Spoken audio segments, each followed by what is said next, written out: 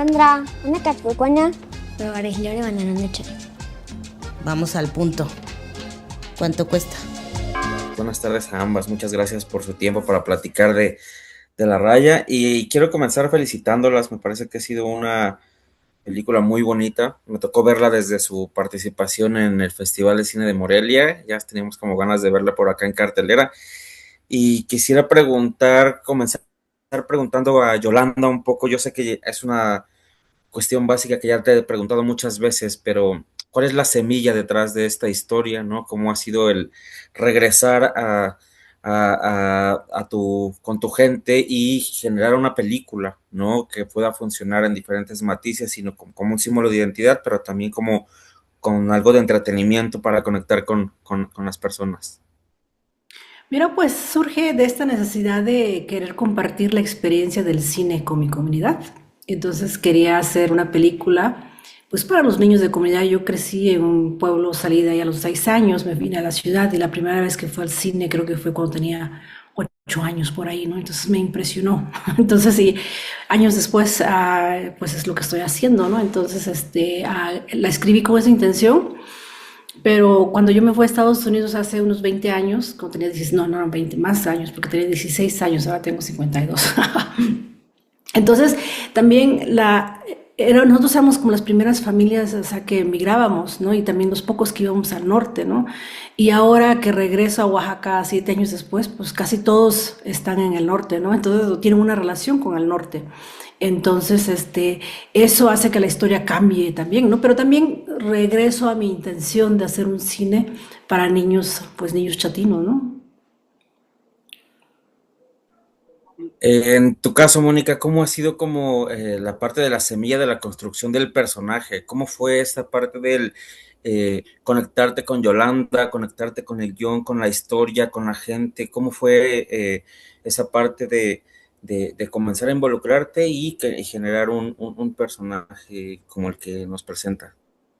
Pues yo creo que me identifiqué mucho desde un principio con el personaje, con las mujeres que conozco, incluso con mi madre, que pues también ha sido como una mujer que ha maternado a muchas infancias dentro del mercado y que la ven como su abuelita o como en algún momento como que le decían mamachenda, ¿no? O sea, creo que la semilla viene desde hace mucho tiempo que me hizo conectar inmediatamente con esa referencia de esas mujeres que yo conocía. Yolanda y yo pertenecemos a la Sierra Sur, solamente que nos divide una cordillera muy grande y unos cerros muy grandes, pero pertenecemos a la Sierra Sur. ¿Y ustedes cómo se conocieron? ¿Cómo fue que se involucraron así que tuvieron esa conexión cinematográfica? ¿Hay alguna anécdota particular que las una en este caso? Bueno, yo ya conocí el trabajo de Mónica y también mi último largometraje, Job Soledad, se presentó en Morelia y ella vino a verla, y ahí fue donde tuve el gusto de conocerla personalmente. Y bueno, entonces cuando empezamos a hacer el casting con Karen, pues empezamos a ver quiénes eran las actrices mexicanas, ¿no? Que tuviéramos acceso a, y entonces pues le escribimos a Mónica. Sí, pues yo conocí a Yolanda en Morelia cuando vi Job Soledad y como que fue un cine que me conectó porque también pues estábamos como el gremio oaxaqueño de mujeres, Ángeles Cruz, Luna Marán, Yolanda, y yo y bueno, varias más, Karen Daneida, que era la protagonista en ese momento de Job Soledad.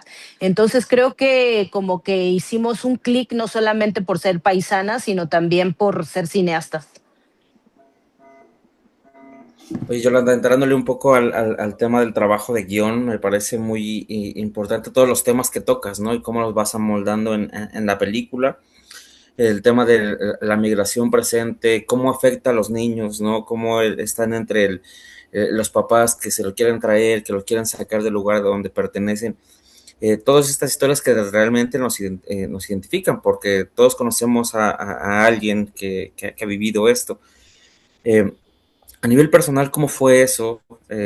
No sé, me refiero a si hay anécdota, alguna curiosidad de que te hayas basado específicamente en algunos personajes para encontrar historias que conecten hacia el público en general. Es decir, cosas cercanas que se puedan ver a través de la pantalla de tu mirada, que puedan conectar con otros.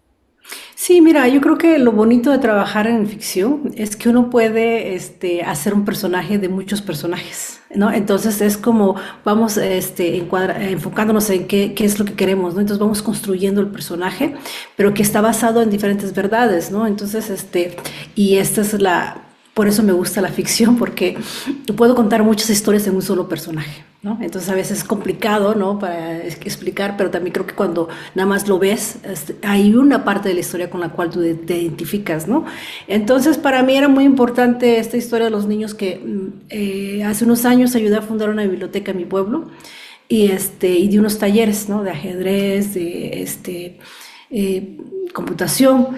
Y lo que me dio pues gusto y tristeza es de que los niños venían emocionados a aprender y a hacer, ¿no? Querían esa atención y tenían las ganas de aprender, ¿no? Entonces, eso me quedé, pues me impactó. Dijo, bueno, no tengo todo el tiempo para venir a estos talleres, pero por una época, unos par de años de mi vida, pues regresaba cada vacaciones, ¿no? A mantener esta biblioteca y pues ahí es donde escuché muchas de las historias de los niños que sus papás estaban en Estados Unidos, ¿no? Entonces, eso me ayudó y también mi propia experiencia de haber crecido sin un papá y tratar de tener esta añoranza, ¿no? De tener este cariño, ¿no?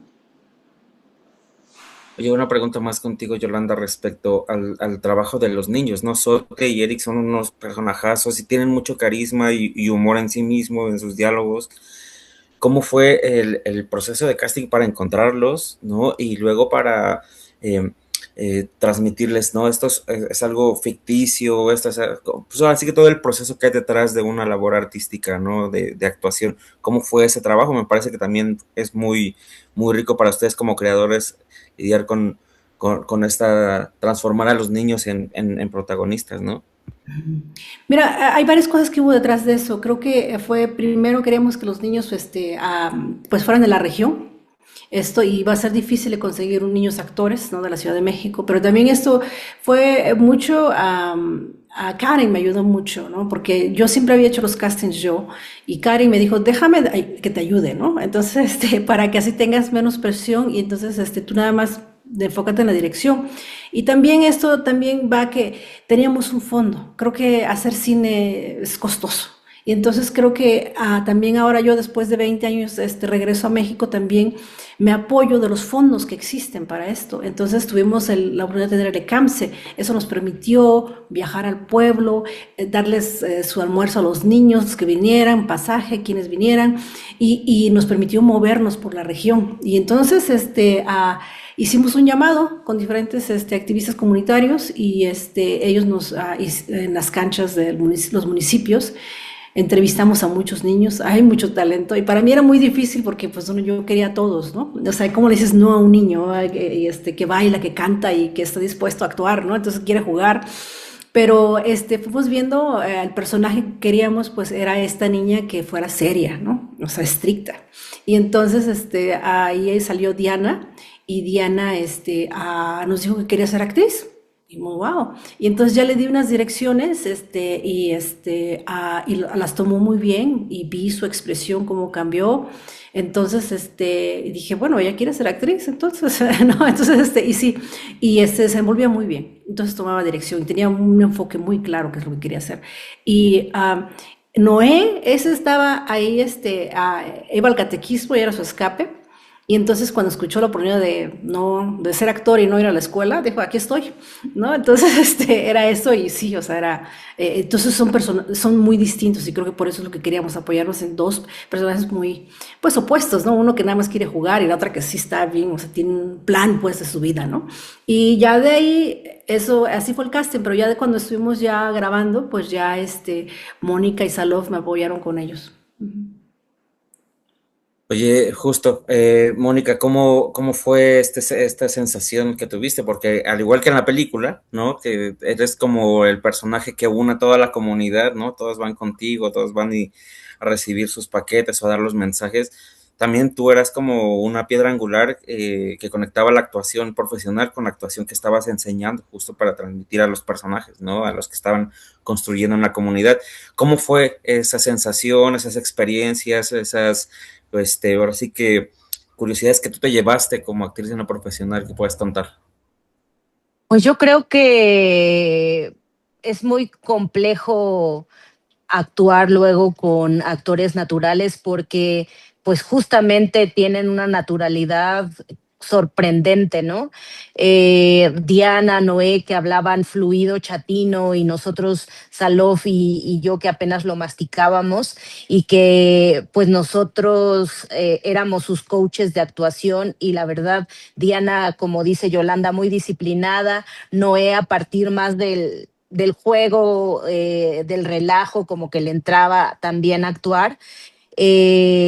Pero justamente era unir como esas piezas, ¿no? Ese compartir entre esa lengua que era también piedra angular de la película y por otro lado, pues también darles herramientas con lo cual ficcionar. Me siento como muy orgullosa de lo que creamos con Salov, con Noé, con Diana, porque creo que fue muy bonito ese compartir, ¿no? Esa compartir esa naturalidad, esa experiencia de vida que ella y él tenían con estas herramientas que nosotros les aportamos durante pues sesiones de juego, de desinhibición, ¿no? Como de no tener pena ante la cámara y creo que fue como algo que surgió muy de manera muy natural y pues eso creo que me llevo mucho de la película.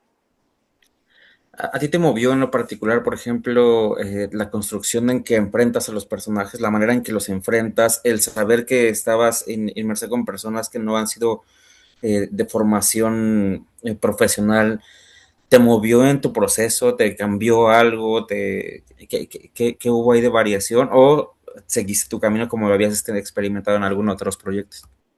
Creo que fue muy bonito con Domitila y con Diana, porque en esta escena donde Sandra pues está muy triste porque acaba de ver el reflejo de Ramiro en el refrigerador y que se emborracha y que eh, fue una escena como de muy conmovedora porque tanto pues yo estaba dándolo todo, ¿no? En mi construcción de personaje, en esta tristeza, en esta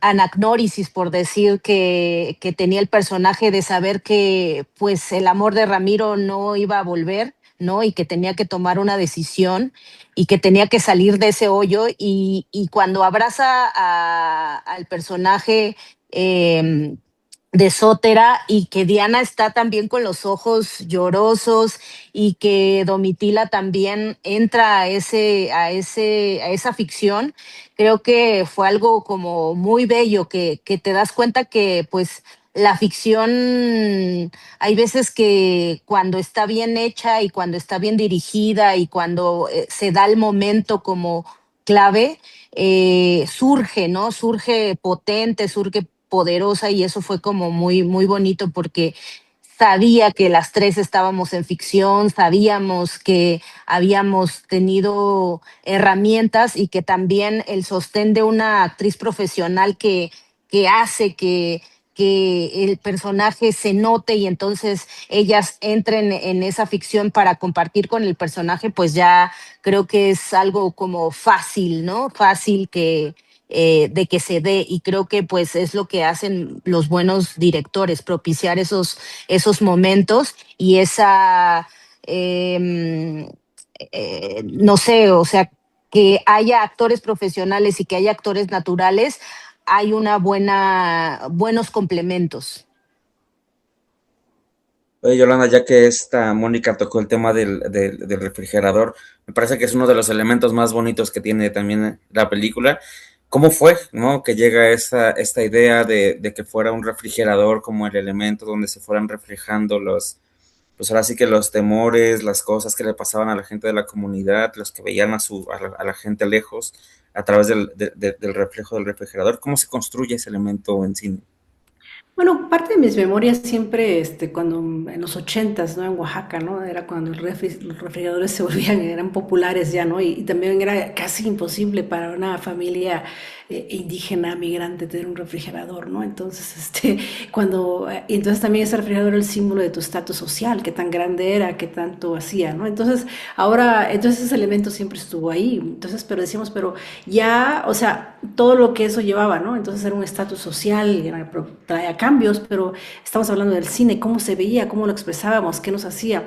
Entonces estábamos preguntándonos qué vamos a hacer con este refri, ¿no? ¿Qué va a hacer? Y entonces, a mi pareja de guionista, le gusta mucho a Kubrick, ¿no? Entonces dice, bueno, pues aquí está, este es nuestro transportador, ¿no? Entonces dijimos, ok, ¿qué va a hacer eso? Pero ahora, ¿cómo lo vemos, ¿no? Entonces dijimos, bueno, pues vamos a hacer un reflejo, ¿no? Y que se te aparezca lo que necesitas que se te aparezca. Pero el postproductor en Los Ángeles decía, sí, ¿cómo le van a hacer, Porque yo no veo este refrigerador en un estudio y que haga su green screen ahí. Entonces la fotógrafa decía, pues vamos a hacerlo ahí. Y dice, ¿van a llevar un profesional para hacerlo? ¿O cómo le van a hacer? Y entonces tienen el presupuesto. Y dice, no. Le digo, bueno, entonces, ¿por qué no hacemos como en los 50, esas películas de horror? Cuando desaparecía el fantasma y desaparecía. Entonces digo, sí lo hacemos. Y así, y ese efecto tuvimos para hacerlo. Y porque él nos decía, es que tienen que tener cuidado que cómo van a sacar ese refri, va a salir del elemento. No tiene que ser dentro del mismo, tiene que verse que es parte, que es orgánico, ¿no? Entonces sí nos costó un poco de trabajo este refrigerador, pero creo que es bonito y creo que la gente, creo que nos da como que nos permite reírnos, ¿no? Pero también nos conecta, o sea, porque también nosotros mismos nos vemos reflexionados como público y vemos el dolor de esos personajes, ¿no? Oye, Yolanda, también esta parte me parece interesante el tema de cómo manejas la música, porque la música es, sí, música de banda, sí, música norteña, sí, hay incluso aspectos como de lo que ahora hay como mucha polémica de corridos y todo eso, pero hay un lado muy bondadoso de la música que acá conecta muy natural, muy bonito, y demuestra que para conectar a través de la música no necesitas a lo mejor llegar al extremo, ¿no? De lo que ahora está pasando con el tema de los narcocorridos y todo eso que genera polémica, sino que esa parte de la música también se refleja en identidad de otras maneras, ¿no? De una manera mucho más bondadosa. ¿Cómo fue esa parte de la elección de la música? Si fue ahí como complicada la conversación, de pronto con lo que ahora está pasando, digo, me imagino, lo veo desde el punto de vista de espectador, pero no sé si en cuestión creativa hubo ahí algunas cosas que se platicaron. Mira, creo que como es toda la película, para hacer una película, pues necesitas una comunidad, ¿no? Entonces creo como buen director tienes que escoger y productor tienes que escoger a quiénes son tus colaboradores, ¿no? He tenido oportunidad de tener muy buenos colaboradores, otros no, a otros con los que ya trabajo, pero hay varios que llevo trabajando varias películas. Y en este caso la música es un amigo mío que los Benka Brothers son un equipo, y los conocí en Los Ángeles. Ellos son parte de la Santa Cecilia y ellos me dieron música. Yo los conocí antes que fueran más, ¿no? Grandes, que tuvieran disquera, ¿no? Y ellos me daban música para mis documentales. Entonces, porque no tenía yo dinero para pagar, entonces, y ya que, entonces igual me hicieron la música para, Job Soledad, porque, uno de ellos es Pepe Carlos, él es de Oaxaca, es de Solaga. Entonces, pero tenemos esas relaciones de Los Ángeles. Y entonces ya cuando vino La Raya, por ejemplo, Jope Soledad está hecho con lo mínimo. Y entonces tuvimos dos canciones, el principio y el final, ¿no? Eso es lo que podíamos, ¿no? Pagarles para hacer. Y ya que La Raya, entonces yo les dije, oiga, le digo, quiero hacer una película de migración, le digo, apóyeme con la música. Y dice, le digo, necesito 4 canciones, ¿no? Y entonces, pero ellos trabajan haciendo música para televisión. Y entonces vieron la película y yo creo que vieron todo donde necesitaba levantarse y entonces ellos armaron toda la música. Entonces yo nada más les daba como los tonos que yo necesitaba y también como ellos escribieron Pepe escribió las canciones, la de Bonita, Márchate, entonces todo es original. Entonces es como en este afán de tener como, pues de representar nuestro trabajo como cineastas oaxaqueños, como artistas oaxaqueños y estábamos con ese orgullo y así fue. Entonces tengo mucha suerte que ellos le entienden más a la música. Yo digo, a mí como que me gusta esto, yo como que me gusta lo otro. Entonces yo escojo y yo digo, bueno, entonces yo les doy mucha libertad, pero también creo que les comunico qué efecto quiero, ¿no? Qué efecto quiero, pero sí, yo nomás les pedí 4 canciones, pero ellos me dieron como tenemos como unos 12 tracks. Wow. Y estamos Oye, en todas las plataformas musicales, ahí están, ahí pueden escucharlas. perfecto, perfecto. Oye, dos preguntitas rápidas nada más. Digo, sé que podría ser como para ampliarnos muchísimo más, pero para ambas, cuál sería como el tema que de todos los temas que abarca la película, la migración, los sueños, la identidad, la lejanía, la distancia que hay entre los seres queridos, ¿cuál sería el que puntualmente les gustaría que conectara más con la gente, ¿no? ¿Cuál sería ese tema de esas conversaciones que les gustaría que a ustedes abriera esta película de La Raya? Pues yo creo que me gustaría que la gente se quedara con esa noción de comunidad, porque creo que actualmente, bueno, nosotras que crecimos en comunidades, tenemos una idea como de que la gente sirve a su comunidad, la gente materna a su comunidad, la gente comparte con su comunidad, la gente dialoga con su comunidad y cuando yo llego a la ciudad, me sorprende cómo nadie conoce a nadie, cómo hay una desconexión como con los grupos sociales, ¿no? Como que por eso siento que al menos las cineastas oaxaqueñas nos identificamos en ese sentido de comunidad que tenemos, ¿no? Con nuestras aristas y con todo lo que conlleva ser cineasta en este mundo globalizado, pero creo que al menos todas reflejan su comunidad y creo que eso me gustaría como que el público notara qué es ese fenómeno comunitario, ¿no? De la asamblea, del diálogo, de la fiesta del pueblo, de la fiesta en la que todo mundo se reúne y de lo importante también que es la fiesta, ¿no? Porque creo que la fiesta es los momentos más álgidos de diversión y alegría de la comunidad. Entonces, creo que con eso me gustaría que se quedaran que observaran como por una ventana las montañas, esos lugares comunitarios tan necesarios que la gente identifique como público, creo.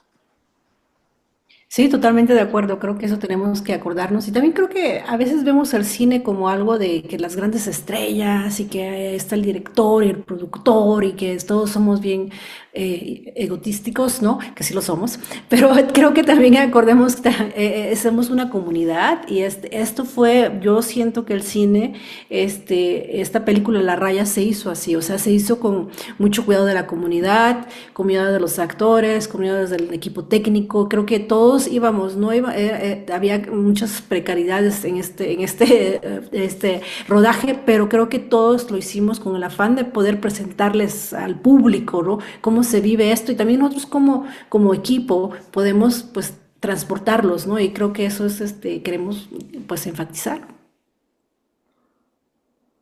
Perfecto. Y mi última tiene que ver con que yo siempre he pensado que una manera de conectar justamente como con la audiencia a través de los medios es que, pues las historias, ¿no? Las historias de atrás, no solamente la película, sino algunas cosas que se van quedando. ¿Alguna anécdota en particular que se queden ustedes con del rodaje de la película, del proceso de crear de esta película que pudieran contar a la gente? Bueno, pues fue muy bonito grabar, por ejemplo, nuestro base camp estaba en la casa de mi abuelo, ¿no? Entonces llegamos ahí, llegamos a ser 100 a un momento, ¿no? Como 4 o 5 camionetas en toda la cuadra del pueblo. Y mi abuelo se enfermó y yo pensé que se iba a morir en ese rodaje y qué va a pasar, porque mi abuelo tiene 94 años. Entonces, y luego un día el abuelo se fue, ¿no? Entonces, dijimos, bueno, y de repente vamos a grabar una escena final al campo y vemos a un señor ahí, a una figura solitaria viendo el campo, ¿no? Y de repente dije, ah, mira qué interesante imagen. Entonces de repente voltea y se queda así, que vi las 4 camionetas que vienen hacia él, y era mi abuelo, o sea, había huido de su casa para alejarse de nosotros y nosotros llegamos y todo, ¿no? Y corriendo, o sea, dice, ¿cuándo se van? No, pues yo creo que todo el rodaje fue una anécdota, filmar en esas montañas, filmar como compartir la comida, como que Yolanda se pusiera a servir, que la comida le hicieran las tías, que cada quien agarrara su tortilla, tortillas recién hechas, comida muy buena, muy nutritiva, lo básico, pero nada,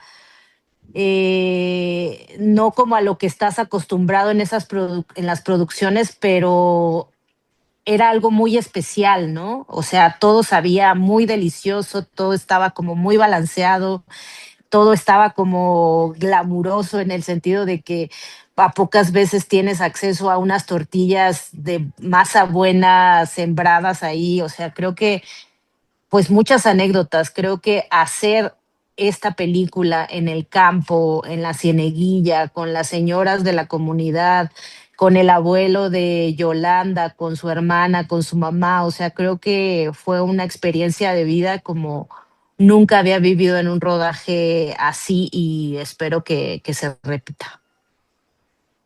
Perfecto, pues muchísimas gracias a las dos, gracias por su tiempo, felicidades por la película, la verdad es que también a mí Muchas me gustó gracias. mucho, así que nos vemos en el cine.